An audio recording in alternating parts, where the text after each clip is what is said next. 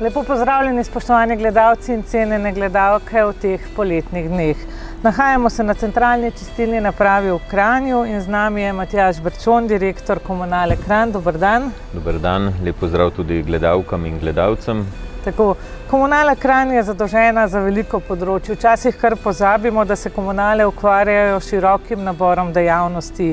Kako velika so področja, ki jih pokrivate, in mogoče nekaj besed o začetku o pomenu gospodarske javne službe, ki jo opravljate? Ja, tako je. Komunalna podjetja, javna komunalna podjetja, predvsem v Sloveniji, smo ustanovljena s strani občin, zato da za njih izvajamo različne vrste gospodarskih javnih služb. Komunala Kranj je tretje največje javno podjetje v Sloveniji, komunalno. Pokrivamo območje 7 občin, kar se tiče oskrbe s pitno vodo. Tukaj praktično dosegamo skupaj še z vaškimi vodovodnimi sistemi 100 000 oskrbovancev, prebivalcev, preko 700 km omrežja vzdržujemo, desetine objektov, tako da smo pač tudi kot mikrovodovodni sistem eden največjih zopet v Sloveniji. Potem druga največja dejavnost ali pa največ ljudi recimo pokrivamo je odvajanje odpadnih voda. Poleg osnovnih 5 občin, mestne občine Kranj, Šenčurja, Naklega, Jezerskega in Preddvora, to dejavnost izvajamo tudi v Cerkljah, čeprav se potem na koncu, ko se naš sistem nekje zaključi, njihove odpadne vode odvedejo na čistilno napravo v Domžale preko Mengša in pa Komende, medtem ko recimo greznične gošče, tam kjer so greznice, pa še vedno dovažamo tukaj na to lokacijo v Kranju. Potem tretja, v bistvu velika dejavnost, ki jo izvajamo v 5 občinah preomenjenih, pa je zbiranje različnih vrst odpadkov, medtem ko na samo obdelavo in odlaganje pa te odpadke potem predajamo drugim za to pooblaščenim podjetjem. Bodisi, kar se tiče mešanih komunalnih odpadkov, so občine izbrale ljubljansko Snago oziroma deponijo v Ljubljani, kamor se vsi ti odpadki odvažajo.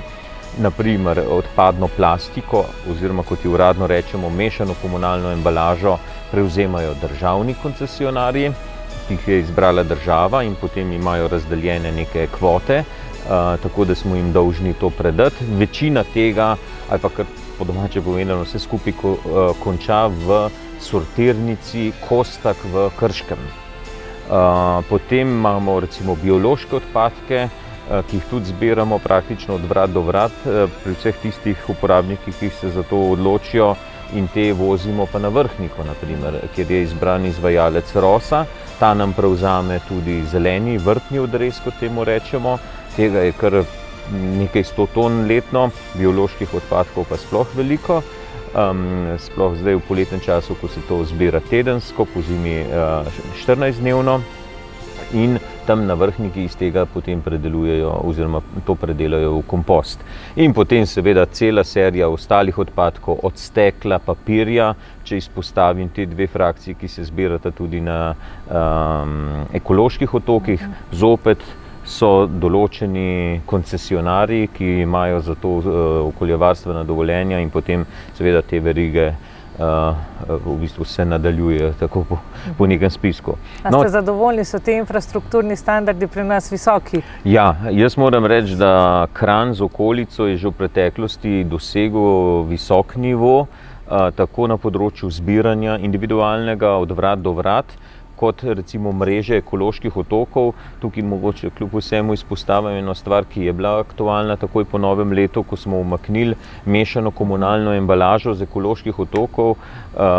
Je to odzvalo neko določeno reakcijo oziroma sprožilo določeno reakcijo javnosti, pa vendarle naj še enkrat poudarim ključni argument. Mi imamo organizirano zbiranje mešane komunalne embalaže, po domače povedano plastike, tetrapaka, pločevink od vrat do vrat. kaj smo ugotovili potem januarja, februarja, da 500 gospodinjstv sploh ni imelo tako imenovane rumene kante, kot mi po domače rečemo, in so jo seveda brezplačno dobili, ker je to vključeno v ceno zbiranja. Tudi brezplačno nadgradite. In seveda nekje, ker se je izkazalo, da so te zabojniki premajhni pri individualnih hišah, smo jim zamenjali za večje. Tudi nekaj 100 v nekaj mesecih. Tako da tukaj moram reči, na koncu smo javnost pomirili. Seveda ključni efekt, ki je pa ostal tukaj, je pa da ugotovitev, da je pa večino zlorab, ki so se dogajale, torej uporabe na teh ekoloških otokih, je pa iz dejavnosti. Dejavnosti, zlasti manjše obrti, raznih, bom rekel, dejavnosti, ki se seveda na ta način izognejo pogodbenemu odvozu. Vse večja podjetja praviloma imajo to urejeno, ne nujno z nami, lahko tudi, bom rekel, s konkurenčnimi podjetji, ki delujejo na trgu, Surovina, oziroma Dinos in podobni. Vsaj mešane komunalne odpadke pa morajo imeti rešene z nami. Na tem področju bo še veliko vprašanj in tudi debat. V zadnjem času pa je nadvse odmevno vprašanje ravnanja z odpadnim blatom. Bi morebiti nekaj več povedali o tem? Vse nas kar prestrašijo posnetki, ki jih vidimo. Jaz mislim, da to je trenutno najbolj aktualna tema in tudi morda ni naključje, da smo zato danes tukaj na centralni čistilni napravi v Kranju. Jaz lahko z gotovostjo povem in trdim, da to področje v Kranju imamo dobro urejeno. Prvič zaradi tega, ker imamo izjemno dobro delujočo čistilno napravo, tehnološko dovršeno, relativno mlado čistilno napravo. Še v garanciji. Tako, še določeni deli še vedno v garanciji. In tudi tukaj v bistvu imamo zagotovljeno tako imenovano 3 stopnje čiščenja, tudi zato, da predvsem te efekte, ki jih seveda na čistilni napravi lahko zmanjšamo, tako pač biološka razgradnja, kemijska obdelava delno, potem samo, bom rekel, preprečevanje smradu, razsmrajevanje in tako dalje, gnilišče tamle zadaj, skratka, vsi ti procesi so tukaj optimalno organizirani in seveda danes se ta naš proces nekako zaključi z dehidracijo blata. To pomeni, da tistemu zelo mokremu blatu z 2, 3, 5% suhe snovi odvzamemo še dodatno vodo in ga posušimo tja nekje na 27, 28, včasih tudi do 30% suhe snovi. In potem tega blata na koncu ostane 3200 ton. In to je zdaj tista problematika, ki jo videvamo žal tudi v naravnem okolju. Na različnih koncih Slovenije se je to pojavljalo v zadnjega pol leta ali pa 3/4 leta. No, pri nas to blato na podlagi javnega razpisa že drugo leto odvaža podjetje Saubermacher, ki ima za to vsa ustrezna okoljevarstvena dovoljenja, inšpekcijska dovoljenja in glede na to, da so v Sloveniji premajhne kapacitete za predelavo tega blata, na žalost, ali pa je to zgolj ugotovitev in dejstvo, to podjetje Saubermacher vse to naše blato odpelje v Avstrijo. Ampak za to moramo drago plačati. Ja, vendar to blato je nevarno ali ni nevarno zdravju ljudi? Glejte, samo komunalno blato samo po sebi ni nevarno. Bi bila pretirana, bom rekel, skrb ali pa zastraševanje, da je to zdaj nekaj, kar bo pa zastrupilo našo okolico, vendar je dejstvo, da zlasti v takšnih okoljih, kot je Kranj, kot so večja mesta, kjer je prisotna industrija, seveda mi prečiščujemo tudi industrijske vode. Zdaj, če dam preprosto prispodobo iz Gorenjske, v Kranjski gori, na Bledu, v Bohinju, v končni fazi morda še v kakšnem drugem kraju, v teh manjših turističnih krajih te problematike ni. Tisto blato je pač blato iz gospodinjstev, hotelov in to je to. Kranj, Jesenice, Škofja Loka, Domžale, seveda ta mesta pa že imajo kar nekaj industrijskih voda, nekatere več, nekatere manj in tukaj pa so prisotne težke kovine. To pa je treba povedati in ta segment je seveda tisti problematičen.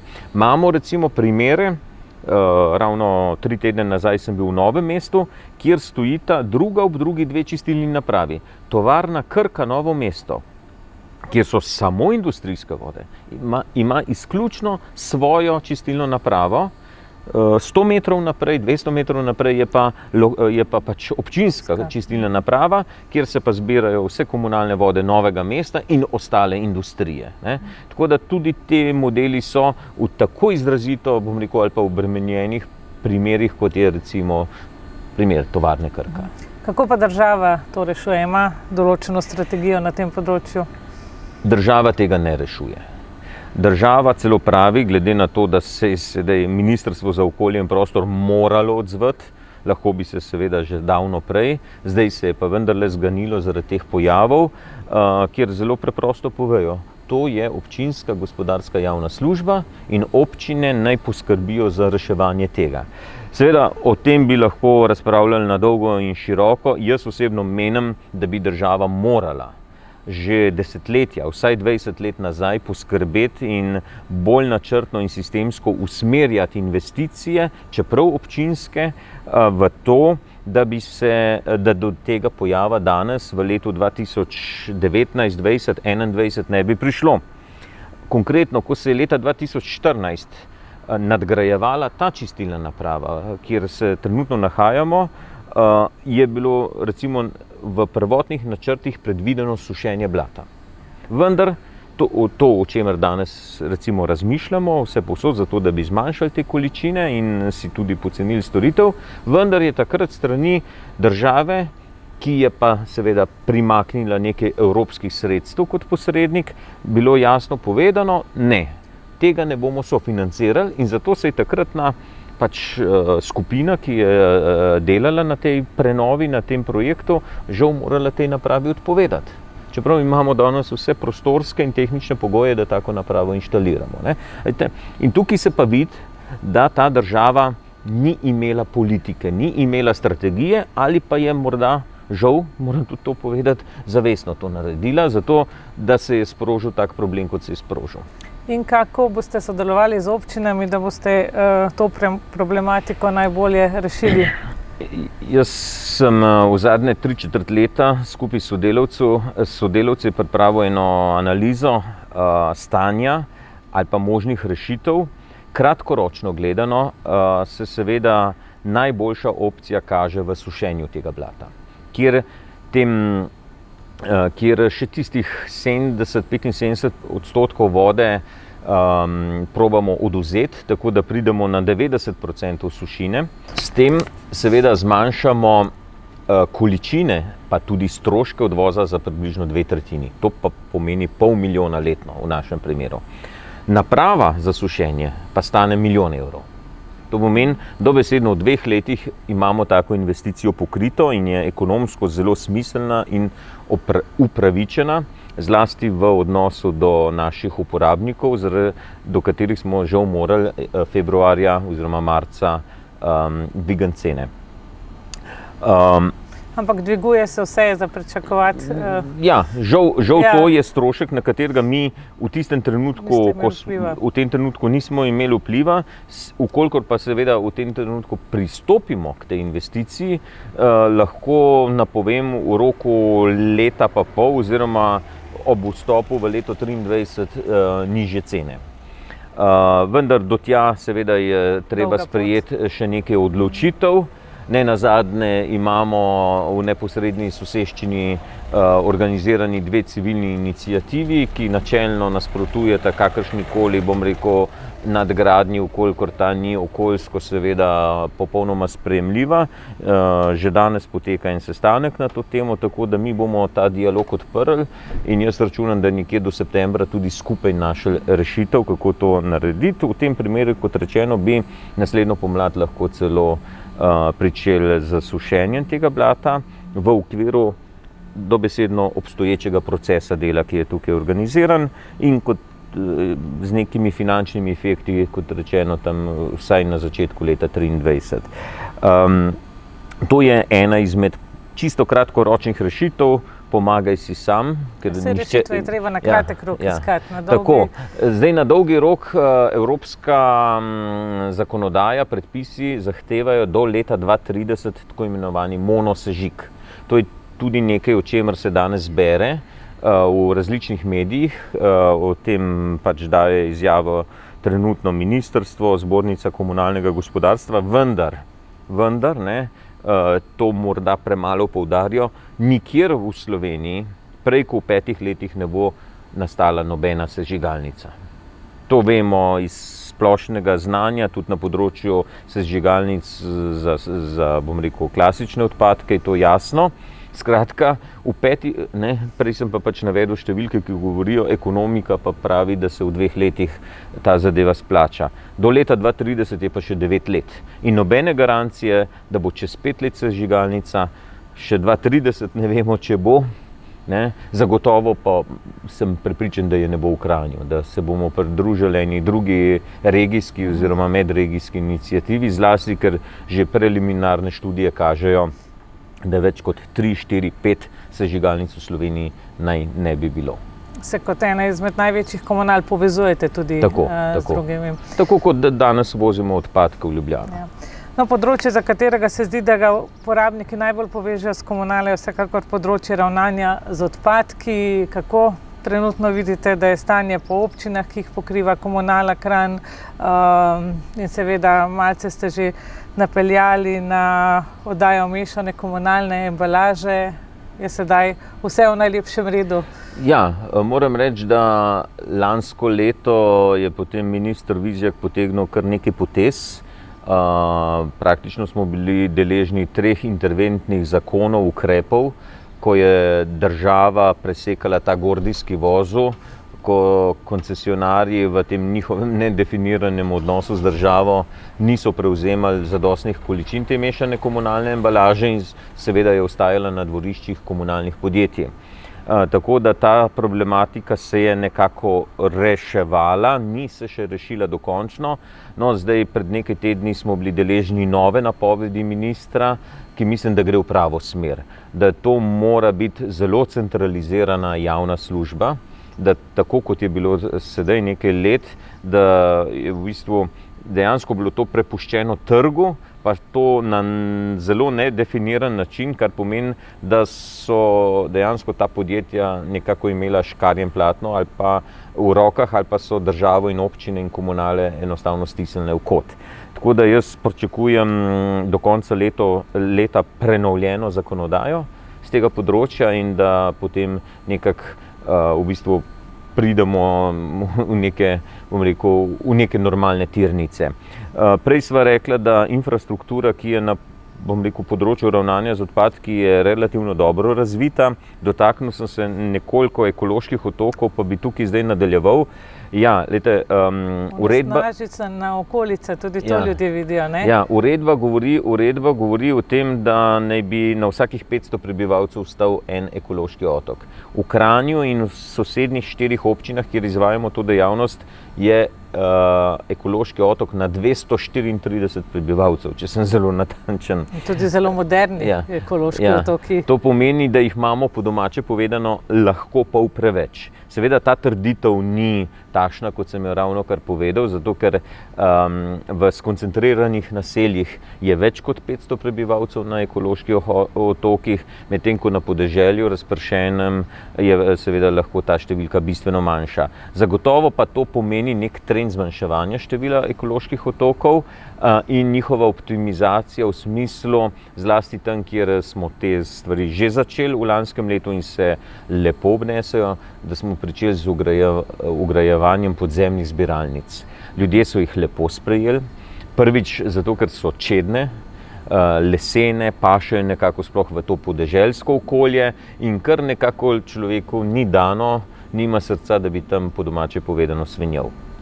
Medtem ko med temi starimi zguljenimi zabojniki, zvonovi ali pa teh na koleščkih, ki so ponavadi stisnjeni pod kakšno škarpo, v kakšno grmovje, tam pa pač seveda človek ima morda drugačne kriterije in to so ponavadi tudi magneti za to nesnago. Tako da jaz sem prepričan, seveda to zahteva kar precejšnjo investicijo, te stvari niso poceni, vgrajevanje podzemno, že sami zabojniki so svojevrsten zalogaj, tako da to ne bo čez noč. Ampak zagotovo računam nekje v 5 letih pa bomo postopoma preobrazili vse te otoke in seveda tudi ljudi navadili na, bom rekel, lepše okolje, na bolj vestno ravnanje s temi odpadki in tako naprej. Jaz sem optimist in jaz sem prepričan, da za intenzivno kampanjo, ki smo jo začeli, oziroma se bo stopnjevala zlasti v septembru, oktobru,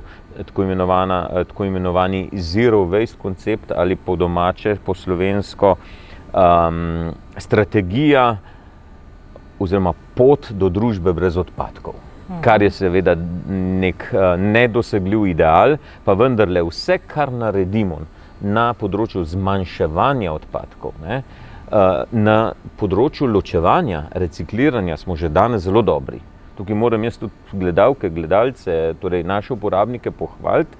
Tukaj smo zelo dobri, visoko stopnjo dosegamo, 3/4 naših odpadkov presortiramo. Problem je, da nam pa skupna količina narašča. Res, da morda lansko leto tudi zaradi spremenjenih nakupovalnih navad, dostav na dom, vse je v neki embalaži, kartonasti, plastični in tako dalje, pa vendarle, jaz mislim, da počasi bomo morali začeti delati ta preskok. Mejne embalaže, skratka manj odpadkov, ker to je ključni cilj. Pa mora biti, spregovoriva še nekaj o vodi, čaka nas referendum o spremembah zakona o vodah. Kako bodo predlagane spremembe ministrstva vplivale na pravico do pitne vode, kot poudarjajo nasprotniki, oziroma kako bi razložili, zakaj pravzaprav sploh gre? Ja, jaz mislim, da kot predstavnik upravljalca enega večjih vodovodnih sistemov moram iskreno in tudi naravnost ljudem povedati, da pri tem referendumu ne gre za pitno vodo. Pravic povedano, jaz na začetku sploh nisem bil pozoren na zakonodajne spremembe, vendar ko se je pa omenilo pitno vodo, sem si pa enostavno odprl predlog spremembe zakona in enostavno primerjal obstoječi člen in novi člen, nič o pitni vodi. Ta sprememba zakona govori zgolj o dopustnih posegih v priobalni pas naših voda, rek, jezer in tako dalje. Tukaj vam lahko delim osebno izkušnjo. Skoraj 9 let sem bil direktor občinske uprave na Bledu in verjemite, da so bili posegi v varovalni pas Blejskega jezera, Save Bohinjke, Save Dolinke, zaradi turizma, zaradi pritiskov investitorjev, zaradi, bom rekel, nekih potrebnih investicij, moj vsakdanjik. In zakon, kot je danes pripravljen, je pisan na kožo lokalnim skupnostim. In pa, bom rekel, javni rabi. Čisto preprosto si bom, ne morem drugače sposodil ta primer, če se sprehodite danes okoli Bleda, vsi vemo, da so tam potrebne spremembe, da je v to infrastrukturo potrebno vlagati. Samo na kakšen način, ja. Ja, in današnji zakon tega ne omogoča. In te pravzaprav dve majhni dopolnini tega zakona, pa to omogočata. Se to ne gre na kožo zasebnim investitorjem, ne posega v samo kvaliteto vode, ampak dejansko se pogovarjamo o dopustnih posegih v priobalnem pasu. Glejte, tukaj, kjer smo zdaj, je občina pred leti, ko se je obnavljala ta čistilna naprava, tamle uredila en krasen nasip, protipoplavni nasip. Na njem je zgrajena sprehajalna steza. Če me pošteno vprašate, dvomim, da je legalna. O tem se danes pogovarjamo. Ja. Ali je občina legalno zgradila ta protipoplavni nasip in na protipoplavnem nasipu sprehajalno stezo z urbano opremo. Govorimo o spremembi zakona o enostavnih objektih, o klopcah, o koših, o pomolih, o razglediščih. O nečem, kar je tudi vizija, bom rekel, konkretno našega podjetja, da tamle še dodatno, da ne rečem, naredimo ta obvodni prostor atraktiven, ga povežemo z nekimi izobraževalnimi vsebinami, ki jih bomo tukaj razvijali, ampak o tem mogoče jeseni kaj več. Ja. Privoščili ste si vodo, kakšno vodo pijemo? Zelo dobro vodo. Zelo dobro.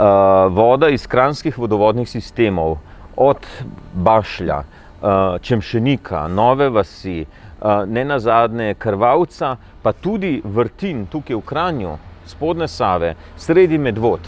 Praktično imamo krasno vodo, Ultrafiltracija trenutno je sicer samo v Bašlju, razmišljamo še v Novi vasi, da bi jo postavili, sicer pa ta voda takšna, kot pride iz neder, iz zemlje, takšno tudi lahko pijemo. Hvala lepa.